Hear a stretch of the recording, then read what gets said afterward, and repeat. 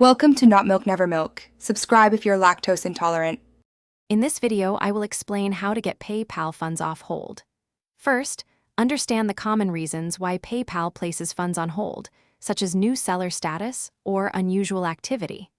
Next, learn the primary methods available to you for releasing these held funds more quickly.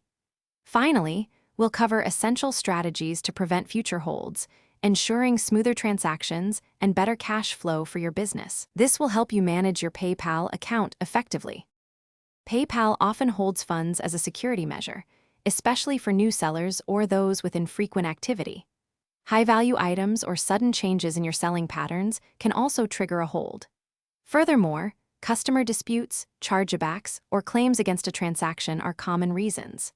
Lastly, delays in shipping or a lack of valid tracking information can cause funds to be held until delivery is confirmed, protecting both buyers and sellers. To expedite the release of your funds, always provide valid tracking information for physical goods as soon as you ship them. For services or digital items, mark them as completed in your PayPal account. Clear and proactive communication with your buyers can also help prevent disputes that lead to holds. If these options aren't available, funds are typically released automatically after 21 days, provided there are no buyer issues. Preventing future holds involves building a strong, positive selling history. Consistently maintain excellent seller performance and strive for high customer satisfaction by responding promptly to inquiries.